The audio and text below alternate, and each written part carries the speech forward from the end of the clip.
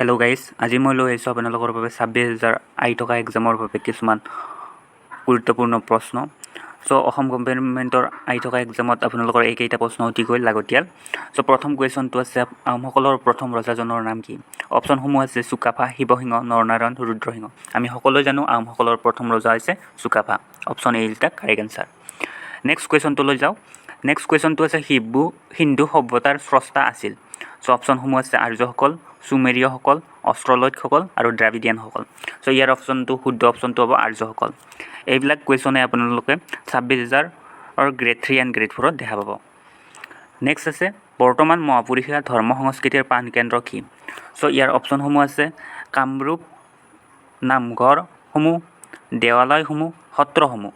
আমাৰ ইয়াৰ শুদ্ধ অপশ্যন হ'ব সত্ৰসমূহ। সত্ৰসমূহত আমাৰ কি কৰে? বৰ্তমান ধৰ্ম সংস্কৃতিৰ প্ৰাণকেন্দ্ৰ মহাপুৰুষীয়া। নেক্সট কুৱেশ্যন আছে মহাবীৰৰ আন এটা নাম কি? এইটো ইম্পৰ্টেণ্ট কুৱেশ্যন হয়। ইয়াৰ শুদ্ধ এনচাৰ কোনটো হ'ব আপোনালোকে কমেণ্ট কৰি জনাব। আৰু ইয়াৰ শুদ্ধ এনচাৰ হ'ব বৰ্ধমান। বৰ্ধমান হৈছে মহাবীৰৰ আন এটা নাম। নেক্সট কুৱেশ্যনটো তৃতীয় বৌদ্ধ মেলা ক'ত অনুষ্ঠিত হৈছিল?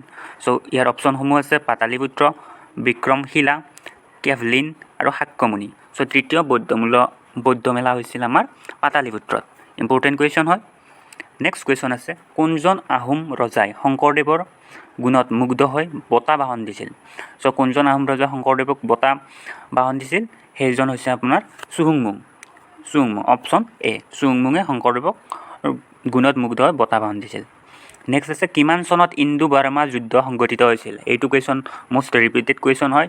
ইণ্ডো বাৰ্মা যুদ্ধ হৈছিল আমাৰ অপশ্যন বি হ'ব 1824 পৰা 1826 চনত। ঠিক আছে, চনটো অসমীয়াত আছে, আপোনালোকে ভালকৈ চাব। 1824 পৰা 1826 চনত। নেক্সট কুৱেশ্যন প্ৰাচীন অসমৰ ঐতিহাসিক চহৰ হিচাপে কোনখন চহৰক জনা যায়? আমি সকলোৱে জানো ইয়াৰ অপশ্যনসমূহ আছে শিৱসাগৰ, শোণিতপুৰ, তেজপুৰ, যোৰহাট। ইয়াৰ এনচাৰটো মই ক'ব নালাগে, আপোনালোকে জানে হয়তো সকলোৱে। ইয়াৰ এনচাৰ হৈছে শিৱসাগৰ। শিৱসাগৰ হৈছে আমাৰ প্ৰাচীন অসমৰ ঐতিহাসিক চহৰ। নেক্সট কুৱেশ্যনটো আছে প্ৰাচীন অসমৰ প্ৰথম বংশ হিচাপে কাক জনা যায়? আহোম বংশ, বৰ্মন বংশ, বড়ো বংশ, ৰাভা বংশ। এইটো কুৱেশ্যনৰ এনচাৰ হ'ব বিটো, মানে বৰ্মন বংশক আমি প্ৰাচীন অসমৰ প্ৰথম বংশ হিচাপে জানো। নেক্সট কুৱেশ্যন আছে আপোনাৰ প্ৰাচীন অসমৰ প্ৰধান জাতি হিচাপে কাক জনা যায়? বড়োসকল, ৰাভাসকল, কোচ ৰাজবংশীসকল আৰু আহোমসকল।